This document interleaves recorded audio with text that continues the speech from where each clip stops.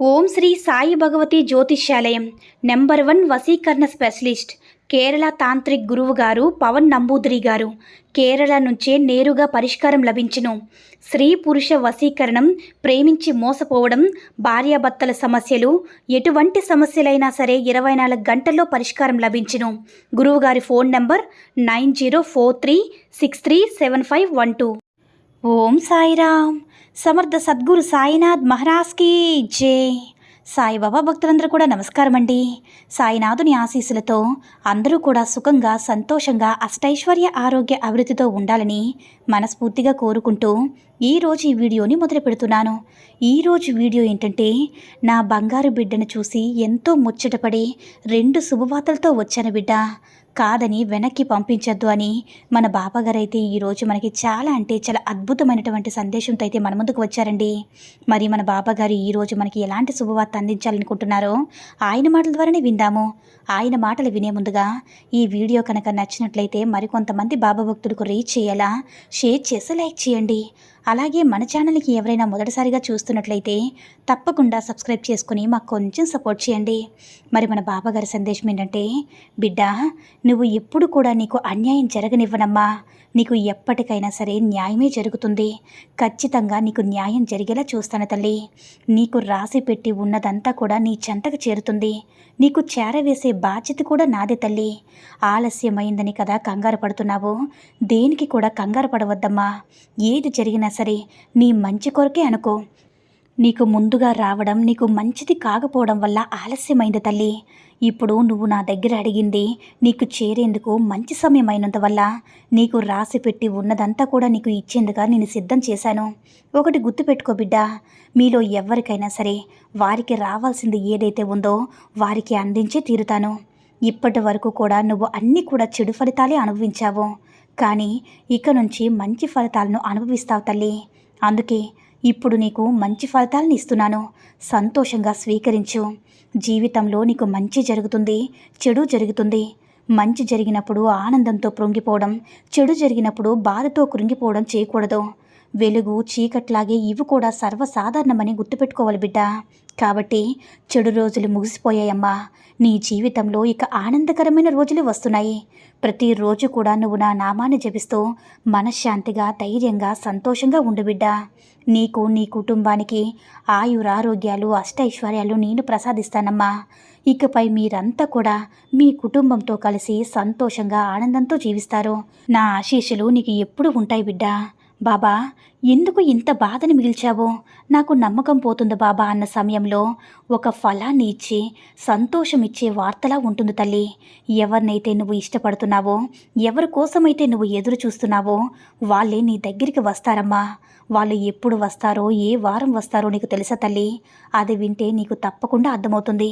జీవితంలో ఒక వ్యక్తిని నువ్వు ఎంతగానో ఇష్టపడ్డావో, జీవితమే ఆ వ్యక్తిని అనుకున్నప్పుడు ఆ జీవితం దూరమైందని ఎంతగానో వేదన పడ్డావో, బాధపడ్డావు. తిండి నిద్ర లేకుండా ఆ వ్యక్తి కోసం కళ్ళు కాయలు కాసేలా చూశావు. ఎవరికి తెలిసినా తెలియకపోయినా నాకు మాత్రం తెలుసు బిడ్డ, నీ జీవితంలో సంతోషంగా జరగవలసిన సమయం తెలియదే అనుకోని కారణాల వల్ల మీ ఇద్దరికి కూడా బాధను కలిగించింది. కారణం, వాళ్ళు నిన్ను పూర్తిగా అర్థం చేసుకొని నీ గురించి, నీ జీవితం గురించి వాళ్ళకి అర్థమయ్యేలా చేశాను తల్లి. మీకు ఎన్నో రోజులుగా ఉన్నటువంటి కోరిక ఇప్పుడు తీరబోతుంది. ఎప్పుడు చేయబోతున్నానో తెలుసమ్మా? ఈ గురువారం నీకు తప్పకుండా ఇస్తానమ్మా. నీకు ఇష్టమైనటువంటి గురువారం రోజున నీకే తెలుస్తుంది. బాబా, నా తండ్రి ఇదంతా చేశారని నీకే అర్థమవుతుంది. జీవితం ఇంతే అన్న సమయంలో నీకు కావలసిన వ్యక్తిని నేను నీకు చేరుస్తానమ్మా. నీకు కష్టం నుంచి వచ్చే కన్నీరీక నుంచి రాకూడదు. నీ కళ్ళలో ఇక ఆనందం మాత్రమే రావాలి తల్లి. అంటే ఆనంద బాష్పాలు మాత్రమే రావాలి. నీకు ఆనందం కలిగించనని చెప్పడానికి ఈ కష్టాలు కలిగించావా తండ్రి అని అనుకోవద్దు. నువ్వు నా బిడ్డవు కదమ్మా.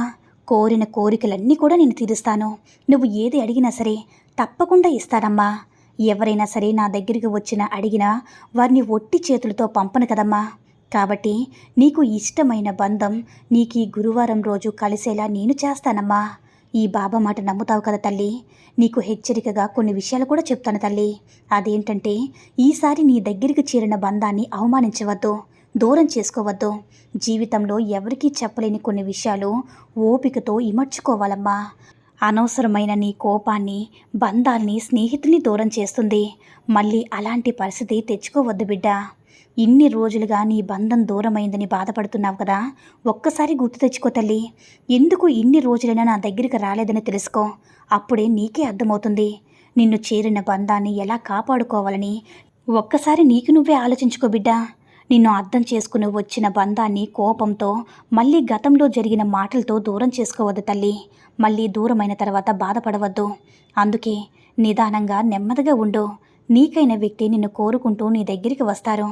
వాళ్ళు చెప్పింది వీళ్ళు చెప్పింది విని అస్సలు అంటే ఎదుటి వాళ్ళు చెప్పిన మాటలు అస్సలు వినవద్దమ్మా. ఎందుకంటే బిడ్డ, ఈ రోజుల్లో సంతోషంగా ఉన్నవారిని చూసి వారి మధ్య ఎలాగైనా సరే తగులు పెట్టాలని ఆలోచనతోనే ఉంటున్నారమ్మా. కాబట్టి అలాంటి వారి మాటలు విని నీ బంధాన్ని, నీ కుటుంబ సభ్యుల్ని ఎవరిని కూడా దూరం చేసుకోవద్దు. నువ్వు ఆవేశంతో వారిని బాధలు పెట్టి తర్వాత పశ్చాత్తాపడవద్దమ్మా. నువ్వు ఎప్పుడు కూడా ఓపిగ్గా ఉండు. ప్రతి విషయాన్ని కూడా ఆచి తూచి అడిగి ఆలోచించు.